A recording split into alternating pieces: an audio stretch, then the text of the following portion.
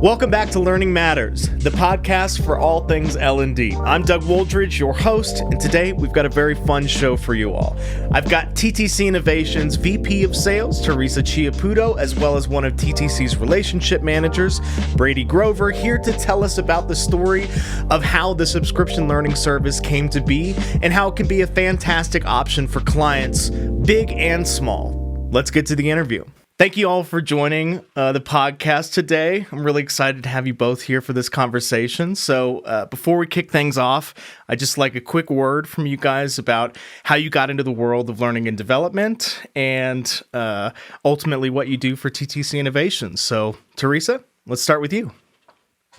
Okay. All right. Well, my name is Teresa Chiapputo. I am the VP of Sales for TTcInnovations, but don't let that fool you. I am an instructional designer at heart and always will be. I'm just an instructional designer that's excited to spread the word about TTcInnovations. Nice. We'll put it that way.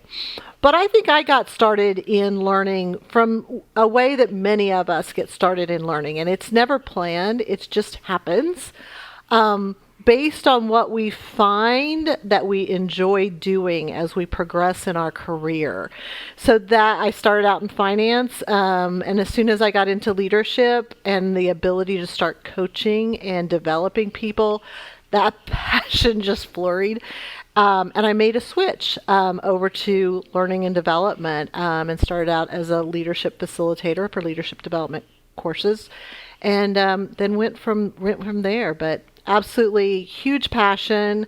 My life's mission, you want to talk about, what are we all here for? This is it for me, and I love it. And I'm so proud and happy to be a part of TTcInnovations. Oh, that's awesome. Yeah. Thanks, Teresa. And Brady, what about you? Yeah, well, thanks for having us. My name is Brady Grover. I'm a relationship manager here at TTC. I kind of fell into this industry by kind of dumb luck. I was looking for a new opportunity, and while looking for that new opportunity, I was really looking for a company that had a solid culture and one that I could be proud to work for and work with. And so I didn't know much about the L&D space, but I got to meet the team through the interview process and just fell in love with the company and what they stood for and the impact that they're having on the clients that we work with. And so jumped right in, and for the last 3.5 years, I've completely immersed myself in the industry, and I've come to love it. I think by nature, just my curiosity and love for just reading, listening to podcasts. This is a first, and I'm kind of being this side of it, but listening to podcasts, just kind of growing as an individual, just being on the other side now and helping our clients do that, and working within this industry has been so much fun, and just continuing to learn and grow, within this space, personally, continue to do that to this day and beyond. But yeah, just by luck. That's how it started. I love it. Yes. And we have been able to watch Brady flourish in this world. And you know what really helps us when somebody comes in who has the sales background, but they don't have the industry background, is it really allows you to see the industry through different eyes. So Brady has been wonderful for all of us to see it through a different lens. And so I think he's been super helpful to help all of us grow together.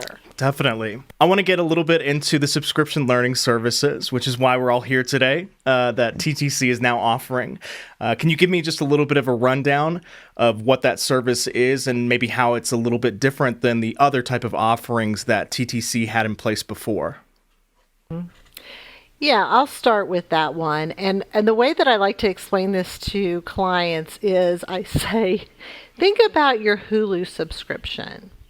You start with, you're wanting a service of a TV service. In this case, you're wanting some instructional design services to help you build custom learning.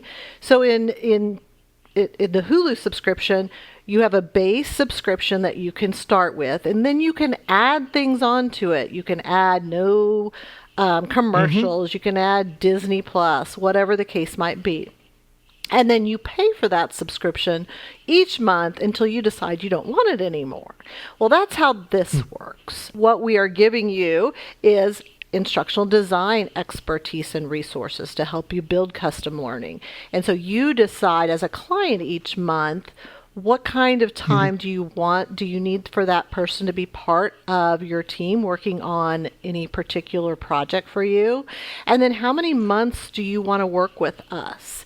And so it becomes a very simple way to understand kind of, particularly in for new clients when they're coming in, if they haven't experienced this before, it allows them to really pick a minimal amount of months or amount of hours, work with us, get used to us, learn to love us, and in a short period of time without having a full commitment into a larger project. So I hope that answers the question a little bit about subscription. I try to kind of put it in layman's terms of what we all do in our personal lives. How does it differ? That question really is an interesting question because the subscription service in and of itself differs for every single client. Every client makes it their own. But I think the big difference is that you have the flexibility within that subscription to have different types of resources based on what you're wanting to accomplish in any particular month. So if in month 1 you want to have a couple of job aids created, we provide a resource to do that has that expertise, whether it's in the topic and then the development of the tool. And maybe in month 2 you've got some video editing that needs to be done to a course that you currently have, and it needs to be updated. It's a little bit different skill set. At that point, we can switch things up. You get another person in that has a skill set you need, and you can go through that each month or by project. And so you really have a really vast array of resources at hand for you based on what you're trying to accomplish. And people love that. Yeah, and ultimately, it sounds like what you're able to do with this service and offer with this is flexibility and really be able to be there for a client who may not know exactly what they want get month to month because things change. We know with COVID, things change almost, on a dime. So how did this idea come about? As I understand it, this was Brady. This was something that you initially brought to the table. So can you tell me a little bit about the story behind it? I think it's interesting and kind of fun, but it kind of takes us back to the end, kind of Q4 2022. Throughout that year, working with my clients, just kind of listening to them and having, open dialogue, open conversations. I started to see some common threads and maybe some challenges in what they were doing and how they were working with us. And so I kind of, took that and started thinking to myself, is there something that we can do to improve their overall experience with TTC and just make their lives easier? And so kind of taking some common insights that I gathered from them, some of the things I was hearing was, going through project approvals was becoming a little bit challenging. Now, when you have 1 or 2 projects here and there, it's not such a big deal, but when you're dealing with dozens of projects, it becomes somewhat burdensome. Or cumbersome. And so, that and, having to go through proposals, pricing, approvals, contracts, each little project becomes a little tedious. Not knowing what their spend would look like, in relationship to their forecast was a challenge for them. And then not having that flexibility, kind of what Teresa was mentioning. And so kind of stepping back and, kind of on a personal note, I was taking all of that and kind of implementing that into something I love to do, which is running. And so I was taking that feedback and kind of going over it in my head as I was running up. What can we do differently? How can we address some of these challenges? And so I would stop, I would take notes on runs and started to kind of build a preliminary framework of what I thought could work to kind of help alleviate some of what I had been hearing. And it kind of just morphed from there. That's awesome. Yeah, this is his superpower. Yeah. This is what he does. I was going to say, when I exercise, on the Christmas holidays. yeah, when I exercise, I'm not thinking about anything productive. I'm thinking, I need to just finish this. I gotta go. Yeah. That is so awesome. And what was the team's thoughts when you brought this to the table? Oh, we were just talking about this the other day, Doug. And I remember when I first heard about it, like, just a little inkling of it, and I thought, what? All right. We are not Hulu here, But I will tell you that, the more that we talked about it and really understood how it could make a difference in our clients' lives, and that's really our purpose. We're here to serve. And how that could make a better experience for them because they weren't just stuck with one or two options, that we could provide more flexibility. It started to make more and more sense. But I will be honest, my first couple of conversations, I was a little wary of the whole thing. But now I'm a true trooper. I am out there, talking about it and promoting it. So yeah, it was not for me, it was not a swift sale, right? But it took us a while to get to where we are today, and I'm very proud of the service that we have now. I fully agree with that. When I brought the idea, it was definitely met with a little bit of skepticism, a little hesitation. It's not, and as Teresa mentioned with the Hulu example, subscription is not a new concept, but it certainly is for our industry, and there's a reason for that. It's for the industry. There's a lot of nuances, a lot of things that go on in the back end that our clients don't see, which presents some challenges in trying to work through what the subscription could look like and how it could work.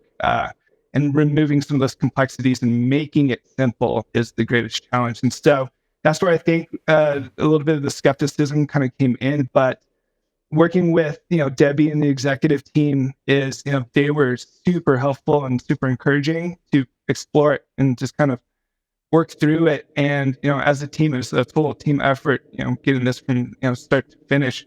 But I agree with Teresa, as this started to kind of take shape and be defined, I think we all started to really see the potential here. And so it was really exciting. And since then, it's just been really neat to see, how it's been kind of incorporated and evolved into how we work with our clients. That's incredible. Yeah, and I think the fun part is watching the client react to it. That's been my favorite part. I still love that every time when I bring it up. Hey, and this is something that I'd suggest based on what your needs are, and they're at first they're just dumbfounded, and then they get this look on their face, and they're just like super excited about it because it's new, and nobody else is really doing it yet. So it's fun. That part is really fun. It's very exciting. And can you tell me just a little bit about the process of developing a new program like this? So how do you introduce that to new clients or current clients? And, ultimately, you want them to have that look of like, oh, this is awesome. But what is the approach to really get them in to the table and to be like, ooh, this is actually going to work perfectly for us? Mm-hmm. Brady, do you want to start with that since you had the first client up on exactly. this one? So kind of starting at the very beginning of the process, it was to, kind of work through some of the framework, how we thought this would take shape, like what it would look like. And then it was to really go test it out. And so we were fortunate to have some really good partners that we could pilot this through. We were very upfront, transparent. Hey, this is brand new. We have not done this before. There's going to be some things that we're going to learn along the way, but we're going to need some kind of open partnership here to really, at the end of the day, make them successful and then make future, clients and projects that we work with successful. So we were able to implement a pilot phase to this, got some great feedback, made tweaks here and there. We're still, I think, making tweaks as we learn, but it's just been kind of, again, active dialogue, listening with our clients, figuring out what will work, what won't, having some flexibility. And then, making sure that this is the right avenue for them. It's not always the case. There's, different ways in which they can work with TTC, which, make more sense. And so that's kind of part of our, kind of discovery process, as we take new projects, new clients and so forth. It's just listen and figure out what would work best for them. Teresa, what do you think? That really is the secret. Yeah, I mean, that's the secret sauce is, when we talk to our clients, I know I never talk about what are the services that we have unless that question just directly comes up, because I really want to know what is it that they're trying to accomplish? What's their challenge? Right. What's the best case scenario? What works in their environment? Everybody's environment is different. How their learning team works together, that's different. How do we seamlessly become part of that? And so as we're talking with clients, it really truly is listening and being in their shoes and really working with them to find what's going to work best for that particular piece that we're working with them on it for that particular time. Now, we know as we work with clients that they may eventually touch all of our different services based on what's going on in their world. But we do take that approach of very, discovery and being consultative in the way that we approach their needs. Because at the end of the day, they're the heroes of our story, right? We're not the heroes of their story. And so we really try to keep that in mind and focus very much on what's going to make a difference in their world. And with that approach, it sounds like it's the easiest and best way for you guys to be the most impactful to them and the most helpful, and really keeping your ears open like that. It's not really selling a product. It's more trying to understand a challenge and then overcome that challenge. So it really is. It's a service. We are in a service industry. We are here to serve. And I think that's what makes it so easy for me to move out of a instructional designer role and into a sales role, is because, I'm one of those people that have a service that's who I am.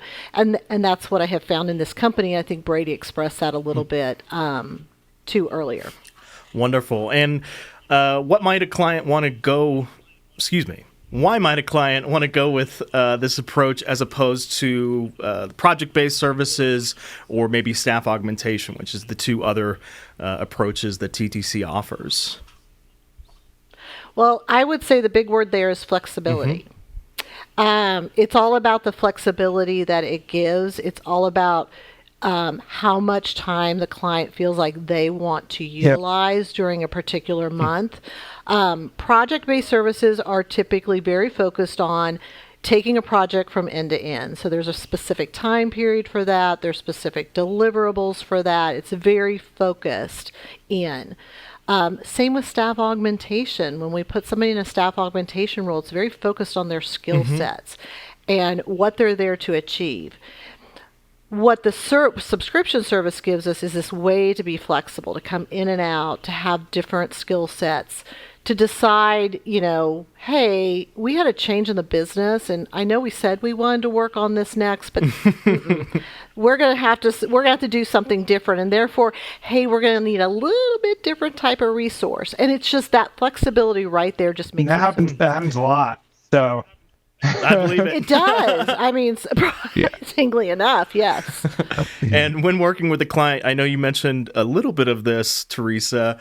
How do you get from what the needs are from the client to what type of service is actually going to work best for them for that particular challenge? Asking questions, lots of questions, and listening. It truly is that. And I think with the background that the team has, we have all sorts of experts to help us determine, once we really ask the right questions and we listen, what's going to be the right solution for that particular client? Do they need to stay flexible? Do they need to meet a certain time period? Do they need certain skill sets? All of those go into it. But I think even a bigger piece that we pay attention to is, what is their culture like? What's their working environment like? Because we want to be their extra pair of hands. We want to be the people that are there when they need us.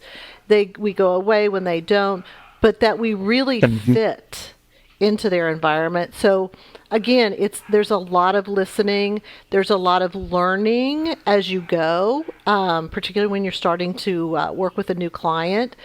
You don't know each other at first. And it's just like any relationship. The more time you spend together and working through maybe some challenges that you have in just the relationship itself makes you better partners as you move forward. And so those are the experiences that we're wanting to have with our clients. It's not the short term, hey, let's make you a web-based training.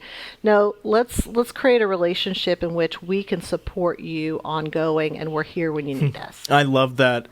The idea of this being a relationship, not just like a contract, not just somebody that's coming in and out of your life just to do, just like a handyman would or something like that. Yep. But truly Right. someone who is there to listen to you, to be there. And I really love the idea of being that extra pair of hands, because it seems like oftentimes for these project requests is that the reason that the request is there is because they really do need an extra pair of hands. And so having the ability to step in there and give that to them is pretty incredible. And can you give our audience a little taste of this service in action? So is there like a specific project from one of TTC's clients that it was just the perfect fit for them to utilize the subscription learning services? Okay, we're going to have to give you multiple, because please do. Because they're so different, and Brady and I talked about this. They're so different, so we really, if you'll allow us, we'd like to give you a few. I would love to hear all of them. And we're never going to invite you back to the podcast again. Brady, do you want to start, since and just tell us a little bit about your pilot client? Absolutely. So our pilot client we've worked with for a number of years, Fortune 50 company. Great relationship with them, as I mentioned before. We partnered with them on a large blended learning program before subscription learning services was a thing. So we built out e-learning modules, EILT, bunch of job aids. We did translation, live action videos, animated videos, so forth. So it was a very large program that we did. As we started moving into subscription learning services, got to see an opportunity to take that project that we worked and collaborated with them on and expand on it. So we started to kind of augment some of what we built by kind of actually extracting some of what we built and kind of creating micro learnings from it that would eventually go onto a wiki page, so that as they go through kind of the learning program, there's an opportunity for them to go back and watch some bite-sized pieces and kind of refreshers for a very important safety management program. And so we were able to augment what we had previously built. In addition to that is support the previous content by going in and doing necessary content refresh. So that's where, when we were working with them, is going through all the different contracts and stuff like that, is the subscription allowed us that flexibility to go in, update, and refresh the content as needed, go and build the kind of the micro augmented pieces that we were, which included multiple e-learning, quick e-learnings videos, quick reference guides, and so forth. And then in addition to that is also figuring out what can we do next. And so we created a priority list, which shuffled and has been readjusted quite a bit. And so again, it's really that flexibility piece. As things come up and take priority, we were able to move that up the list and then pull some things back. And since then, we've been supporting them through subscription learning services here on out. So it's been very fruitful, and it's been a really positive experience. That's awesome. It's got to feel very good to have the first pilot of this to work out so perfectly. It does. Absolutely. Yeah. We learned a lot, though. We really did from them. So a couple of other examples that are very different from those. What we find with the subscription program is that really any size company can work with them. So let me kind of give you two examples. We have an oil and gas company we're working with right now. They have a very small, compact learning team that handles their, day-to-day type learning initiatives, onboarding, upskilling, those things. And last year, one of their main goals was to start to plan a competency-based leadership program so they could continue to develop their leadership internally. And so we started working with them last year in a very small capacity. Like, it wasn't very many hours a month, but they really just wanted us to come in and start doing some analysis and work with how their business connected with the competency model that they wanted to use, and what were the things that we could pull in that already existed in their company, and really just working on the high level planning and recommendations. And then as we moved into 2024, they wanted to go ahead and start building some new modules that would be connected to this leadership program. So we took their hours each month and we moved them up a little bit, and we brought in another resource who is really focused on the development of those modules, while the first one is still focused on the high level roadmap and working on the overall plan. So we've adjusted along the way as we've gone. Small company. Another example is a company we just got started with. They're a very large organization, but they have a lot of things going on. And they had a couple of projects where they needed some really specific skill sets. For example, they had a project where they were using WalkMe as a tool. And so they were very new in using the tool, and they needed some help to create the flows that they were putting into WalkMe quickly, because they had implementation coming up. So one or two resources working at a very newbie kind of stage was not going to get them where they needed to be. So we provided them some WalkMe resources that could help support them.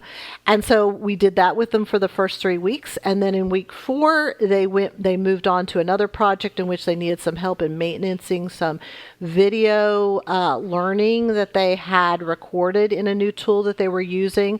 And so we had another resource help them with that. And as we move into April, they actually have somebody going on maternity leave. Oh boy. And so they need some help while that person's gone, because they can't survive with one person down and still continue to work. So you can see how that weaving in and out of different resources for them and working on different things and kind of planning through that. Now, we could get to April and they could have something else come up, and we need to switch a little bit, or that's what we typically see, and we do, but kind of gives you an idea that it really doesn't matter the size of the company or the learning size, or really even how big the effort is. I mean, there's just all sorts of ways to use it. Again, that flexibility, and every project is different. So Absolutely. Hearing about some of these successes, were there any roadblocks during the journey to get from the initial idea to where we are today? That's tough. I really try to wrap my head around this, and it's a challenge. Probably the only roadblock was pitching this to the team in the beginning, as Teresa mentioned, that skepticism. No, but I kid about that. But no, it's actually been pretty smooth, which has been surprising, great, all at the same time. There are things that we're learning here and there, but I wouldn't consider them roadblocks. It's just kind of tweaking, fine tuning, how we operate and how we support through this new approach. But it's been met with predominantly success, both on, the small wins to the large wins. And that's what we're continuing to hear awesome. From our clients. And so, no, it's no real major roadblocks that I can think of. Oh, Teresa? That's incredible. From your end? Yeah, I'm gonna add to that because I think this is all in how you approach Yeah. things that come up. Like that's how we'll position it. Things that come up, because things come up all the time. That you have to step back and figure it out and make a different decision, head a different direction. Sometimes when we're working with a new client and they say, "Hey, this is what I want to do, and this is the type of resource that I need," and we ask all the right questions, and they interview the person gets in place. And they figure out, once they have the person working, that really they needed some expertise too in this other area over here. Those things come up. And so what we do in those cases is really kind of circle back and say, okay, that's great, no problem. Let's figure out what it is. Let's kind of redefine that again, because we're all learning as we go. Let's redefine it. And then let's switch around if we need to and kind of get started again. Those types of things happen. That's normal. That's life in general. So we don't call those roadblocks. We just we call those things that come up, and you live and learn through them. I love it. And with these larger companies that you guys work with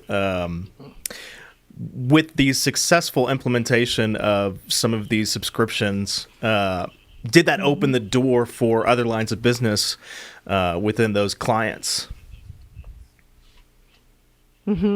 Yes, absolutely. Here's the two things that we saw.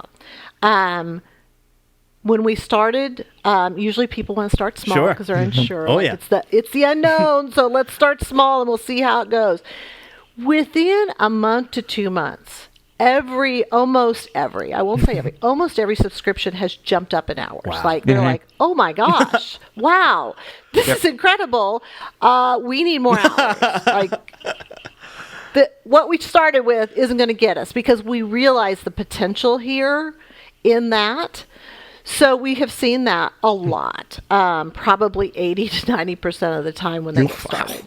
I think the other thing we've seen is referrals over to other groups within. If they're not working in a centralized learning team, it's referrals over to other learning groups within their organization. Gotcha. Yeah, I agree with that. And that's where it's been really interesting having these conversations and figuring out how this works for specific to larger clients. Is, do you have a central kind of repository of hours that can be used for one area of the business, or can that be doled out to other lines of business?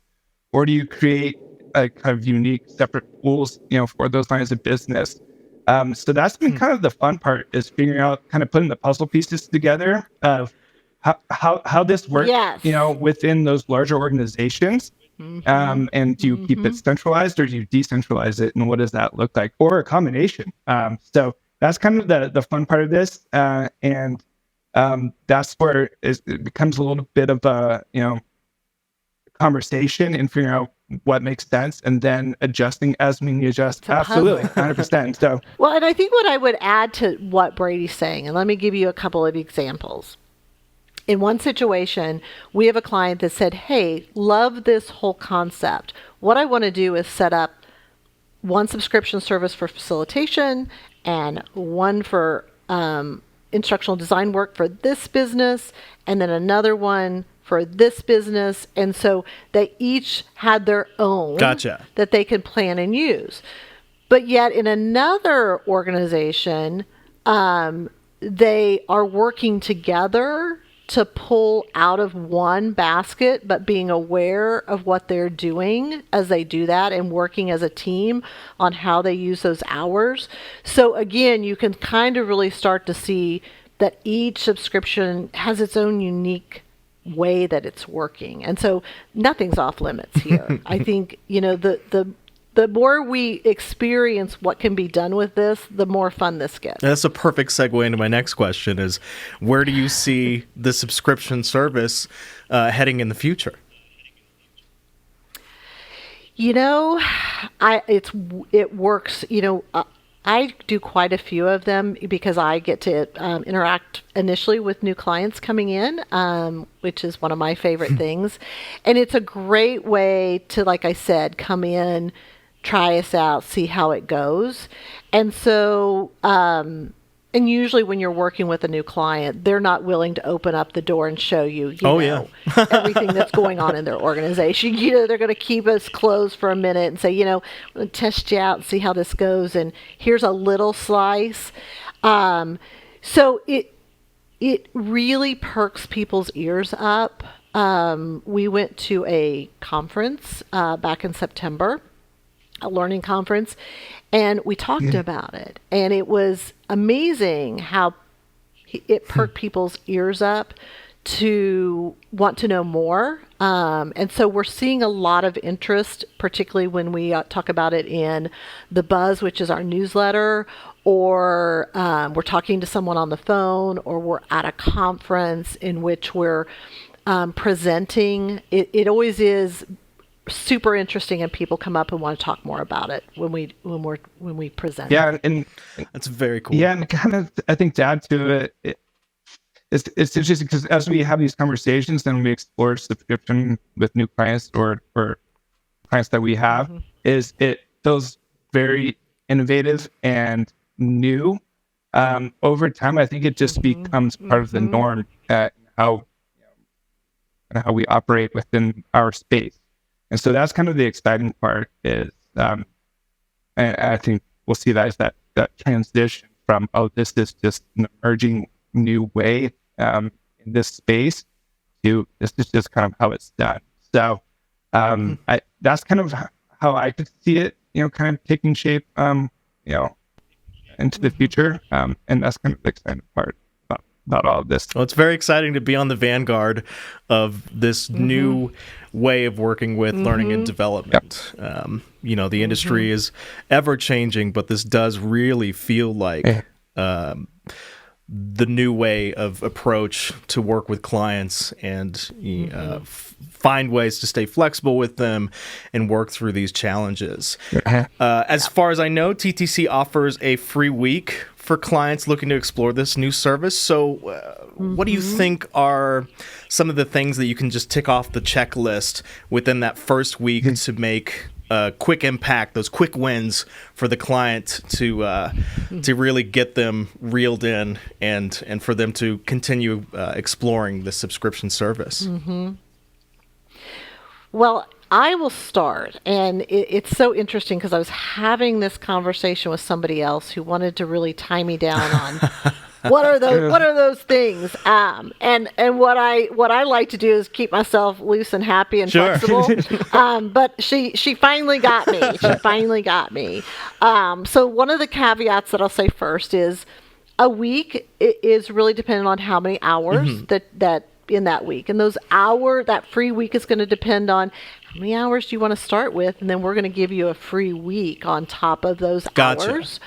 So that could mean it could be 12 hours, it could be 20 hours. It just depends on how big that subscription is moving forward. So depending on this, here's kind of my thoughts, and then Brady can give you his thoughts. Is the easy thing is, hey, you want a job aid completed that's fairly small and it's a quick hit, we can certainly do that. But I think that the more impactful stuff that we can do in that time is to maybe review a course that isn't working as well for you as it used to, and providing recommendations on how to move that forward, whether that's a course, whether that's a program, really just helping you do some assessments, because I've been in a learning team at a large company. You don't have time to think. And so when you have the opportunity to bring in somebody who can take a minute and really look at something and provide some recommendations, that's important, and we don't take the time to do that. So that would be what I would encourage people to do, is to use it as a planning time that basically is free time they gained, for themselves. I agree with that, and it's, I think, a continuation of the conversation we have in the front. Kind of through the sales process, that discovery, and having that conversation continue, right? So I think it's a little bit of the planning. What are we prioritizing? What do we need to tackle first? What does that look like? Some cases we need throw in content refresh, okay, we can tackle that right away. If there's other things that we need to plan for, you can talk through that. Secondly, it's some of the small things like brand requirements, documentation, getting that stuff set up and established so that, after that first week, we can really hit the ground running. We have everything we need. We've coordinated and we've set a path forward so that it becomes really kind of a smooth kind of entry into our work in collaboration with the client. Very cool. Absolutely. And then lastly, before I get you guys out of here, I do want to ask how the service can be applied to different size clients and different size initiatives. Do you want me to take that first? Or Brady, do you want to take it? You're like, Go for it. I think it takes us back to, and I think we've kind of talked about this a little bit, is there's no company too small that can't take advantage of this. There's no company too big that can't take advantage of this, just in the way of the flexibility that can work for them. From an industry perspective, we're in a business that's kind of industry agnostic. Sure. In which we bring instructional design expertise to the table. We don't bring, healthcare expertise to the table. Right. But we do work with healthcare experts to create content. And so that collaboration between the two is the special sauce. So I think the industry doesn't make a difference. As long as you have good subject matter experts and we compare them with the right people that can draw all that good knowledge out of their head.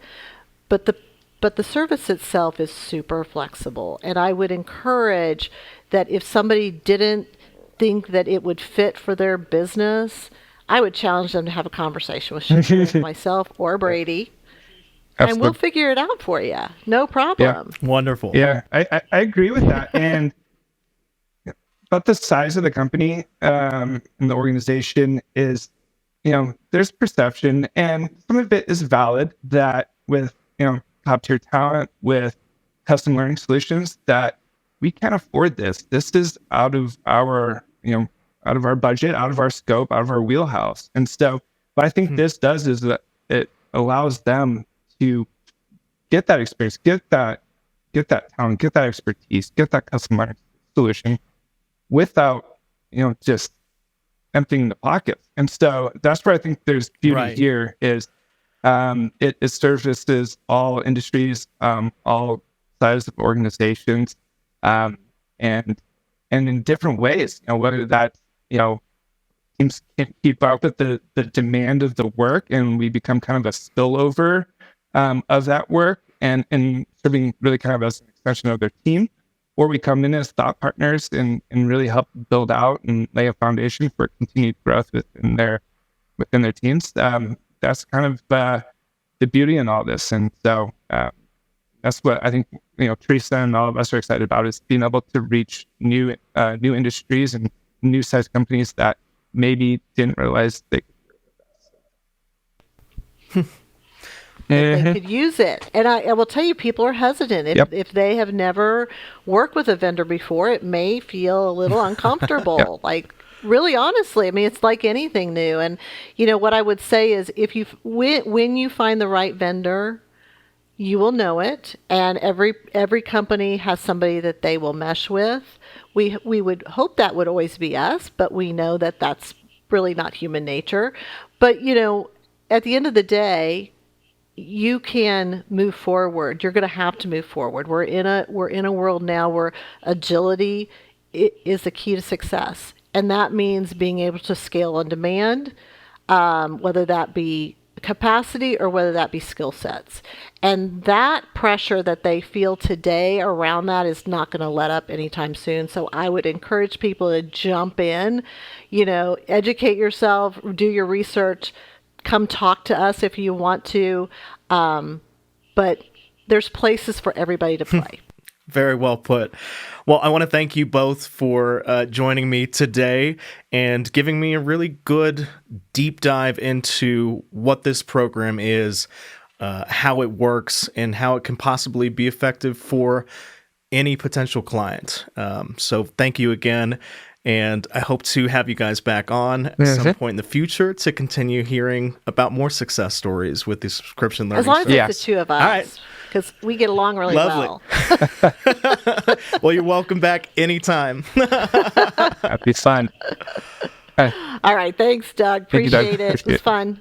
All right, folks, that'll do it for today's episode. If you're interested in taking up TTC's offer for that free week of the subscription learning service, don't hesitate to reach out to Teresa via the link in the description. And as always, remember to sign up for our newsletter, The Buzz, to keep up to date, and like and subscribe wherever you get your podcasts. See you next time.